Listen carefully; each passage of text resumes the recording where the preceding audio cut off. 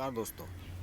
पिछले दिनों एक खबर आई थी कि यूपीए के चेयरपर्सन बनाया जा सकता है शरद पवार को। शरद पवार के बारे में चर्चाएं ये चल रही थी कि शायद सोनिया गांधी अब अस्वस्थ हैं और उनकी अस्वस्थता की वजह से अब यूपीए का कामकाज कौन देखे, ये भी एक बड़ा सवाल है। हालांकि सबसे बड़ा सवाल तो यही है कि कांग्रेस अब तक अपना निर्धारण नहीं कर पाई है कि कांग्रेस का अगला अध्यक्ष कौन होगा। सोनिया गांधी ये कोशिश कर रही हैं कि राहुल गांधी को ही फिर से अध्यक्ष बना दिया जाए, लेकिन इस सब के बावजूद दोस्तों ये स्पष्ट नहीं हो पा रहा है कि कांग्रेस यूपीए को, जो यूनाइटेड प्रोग्रेसिव अलायंस है, उसको लीड करने के लायक अब बची भी है या नहीं। ये एक बहुत बड़ा सवाल है और इस एक सवाल के बीच कई और सवाल उठ खड़े होते हैं।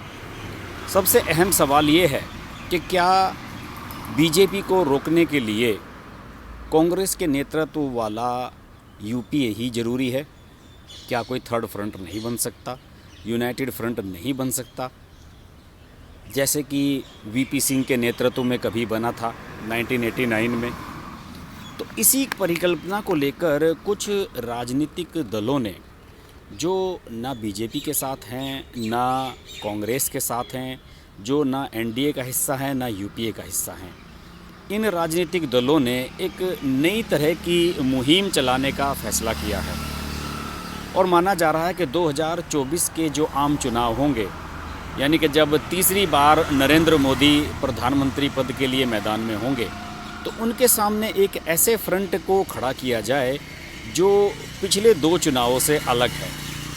जैसे कि 2014 में नरेंद्र मोदी यूपीए 2 को हटाकर सामने आए थे। 2019 में भी उनके सामने एक तरह से यूपीए ही प्रत्यक्ष रूप से मुख्य मुकाबले में था।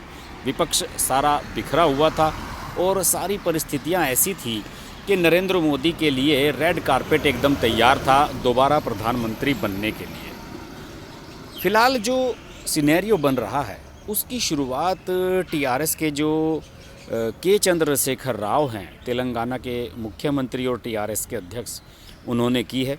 उन्होंने आह्वान किया है कि बीजेपी के प्रभाव को रोकने के लिए सभी ऐसे दलों को सामने आना होगा जो ना बीजेपी के साथ हैं और ना ही कांग्रेस के साथ हैं, यानी कि दोनों ही उनके दुश्मन हैं।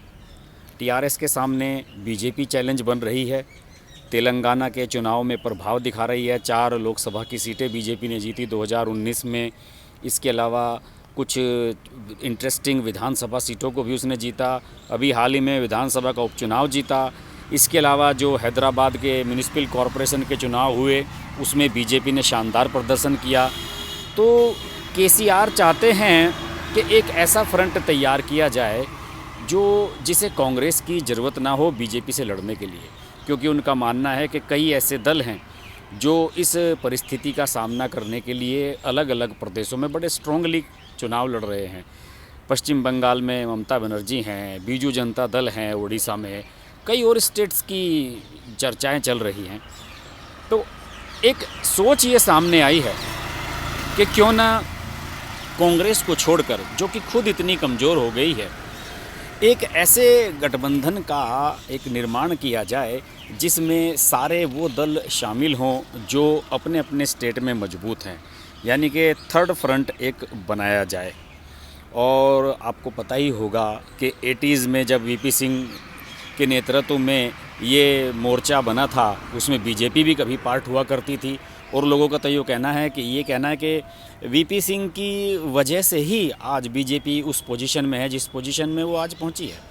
बीजेपी ने अपना समर्थन वापस ले लिया था मंडल कमीशन का जो मामला हुआ था उसके बाद वीपी सिंह की सरकार से, और बीजेपी आज उभर कर इतनी स्ट्रॉन्ग बन गई है कि अब देखिए वो किस तरीके से सारे देश को डोमिनेट कर रही है। फिर 90 के दशक में जब ख़त्म होने लगा 90 का दशक और अटल बिहारी वाजपेयी की सरकार थी, तो उन्हें रोकने के लिए उन्हें लगा कि बीजेपी फिर बढ़ रही है। जब लगा कि बीजेपी अपने दम पर सरकार चला रही है 6 साल से, तो उसके बाद फिर सोनिया गांधी के नेतृत्व में यूपीए का गठन हुआ था। कांग्रेस सबसे बड़ी पार्टी थी और उसके बाद यूपीए ने 10 साल तक सरकार चलाई केंद्र में, नरेंद्र मोदी के उद्भव तक। तो अब हालात बदल रहे हैं। हालात इसलिए बदल रहे हैं, कांग्रेस ख़त्म हो रही है, कांग्रेस में नेतृत्व का संकट है। 2019 में कांग्रेस सम्मानजनक सीटें भी नहीं ला पाई। इसके अलावा लंबे समय से केंद्र का जो नेतृत्व है, उनका अपने संगठन का जो नेतृत्व है, उसे लेकर काफ़ी हालात वहाँ पर मुश्किल हैं। और अब स्थिति ये बन रही है कि राहुल गांधी को दोबारा अध्यक्ष बनवाने के लिए सोनिया गांधी को पुराने कांग्रेसी नेताओं की सिफारिशें करनी पड़ रही हैं, उनसे मुलाकातें करनी है और उनके साथ ये एक इस तरह की कमज़ोर पड़कर, जिसे कहते हैं कि गिड़गिड़ा कर सोनिया गांधी को प्रयास करने पड़ रहे हैं कि किसी तरह राहुल गांधी दूसरी बार अध्यक्ष बन जाएं। और ऐसा होता हुआ नज़र नहीं आ रहा है, क्योंकि अब कांग्रेस के भीतर से ही आवाज़ें उठने लगी हैं कि भाई नहीं, राहुल गांधी किसी को स्वीकार नहीं है, क्योंकि वो सुनते ही नहीं किसी के, वो कांग्रेस वालों की नहीं सुनते। तो फिर यूपीए के चेयरपर्सन के रूप में उन्हें बड़े बड़े दिग्गज नेता, ममता बनर्जी जैसे दिग्गज नेता, ये लोग कैसे स्वीकार कर लेंगे? ये एक बहुत बड़ा सवाल है। फिलहाल स्थिति ये है कि अब एक ऐसे फ्रंट की कल्पना की जा रही है जिस फ्रंट में ममता बनर्जी वाला टीएमसी हो, के चंद्रशेखर राव वाला टीआरएस हो, तेलंगाना की पार्टी, उद्धव ठाकरे हों शिवसेना वाले, क्योंकि वो भी कांग्रेस से परेशान हैं और बीजेपी से अलगाव हो चुका है, एनसीपी शरद पवार वाली, बीजू जनता दल नवीन पटनायक वाला, समाजवादी पार्टी अखिलेश यादव जिसे अब संभाल रहे हैं, और अब चूँकि प्रकाश सिंह बादल, सुखबीर सिंह बादल, हरसिमरत कौर बादल ये भी बीजेपी से अलग हो गए हैं, तो इसमें शिरोमणि अकाली दल का भी स्पेस बनता है।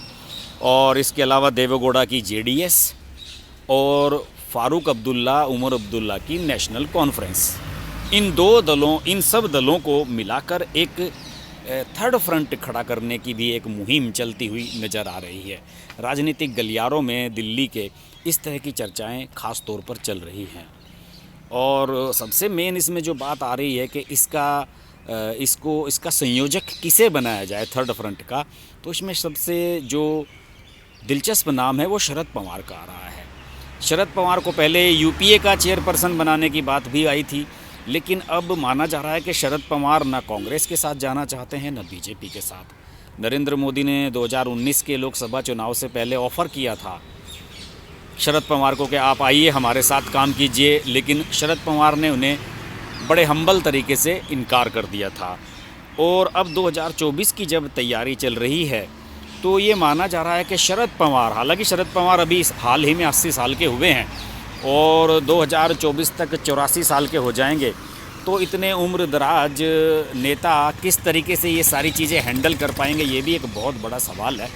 लेकिन इसमें सबसे इंटरेस्टिंग बात ये है कि उनका एक सम्मान है और उम्र की वजह से वो दूसरों से सीनियर भी हैं। उनकी जो 80 साल की उम्र है, जो कि हो सकता है कि 2024 तक 84 साल की होनी है, तो उनकी उम्र की वजह से भी लोग उनकी कदर करते हैं और उनमें लोग उस जॉर्ज फर्नांडीज़ को देखते हैं जिसने एनडीए को एक किया था। आपको याद होगा कि अटल बिहारी वाजपेयी जब प्रधानमंत्री थे तो जॉर्ज फर्नांडीज़ ये काम किया करते थे, सारे दलों को जोड़ा करते थे, और ऐसा शरद पवार कर सकते हैं। शरद पवार के नेतृत्व में सीपीआई, सीपीआईएम ऐसे दल भी एक साथ आ सकते हैं थर्ड फ्रंट में, जो न कांग्रेस के साथ जाना चाहते हैं, जो न बीजेपी के साथ जाना चाहते हैं। तो फिलहाल एक सिनेरियो कुछ ऐसा बनता हुआ नज़र आ रहा है कि आने वाले समय में हो सकता है कि एक ऐसा थर्ड फ्रंट बने जो कांग्रेस के नेतृत्व से अलग हो और जिसका स्वरूप ऐसा हो कि जो जिस राज्य में प्रभावी है वो उस राज्य में ज़्यादा सीटों पर चुनाव लड़े। बहरहाल ये दूर की कौड़ी है, अभी इसमें क्या होगा, इसका स्वरूप कैसा होगा, कौन कौन लोग इसमें शामिल होंगे, ये एक लंबा प्रोसेस है, ये लंबा थॉट प्रोसेस है। लेकिन जिस तरीके से बीजेपी बढ़ी है पिछले 2019 के लोकसभा चुनाव में, उससे में ये तो निश्चित रूप से तय मानिए कि एक ऐसा संगठन, तो एक ऐसा गठबंधन तो सामने आएगा ही जो बीजेपी को रोकने के लिए कांग्रेस की सेवाओं की जिसे ज़रूरत ना हो। इस पर हम नज़र बनाए रखेंगे, देखते हैं क्या होता है, इस तरह का राजनीतिक डेवलपमेंट आगे कैसे बनकर नज़र आता है। आप देखते रहिए हर्ष की बात लाइव। नमस्कार। अगर आपको हमारी वीडियो पसंद आई तो वीडियो को लाइक करें, चैनल को सब्सक्राइब करें और नोटिफिकेशंस के लिए बेल आइकन को प्रेस करें।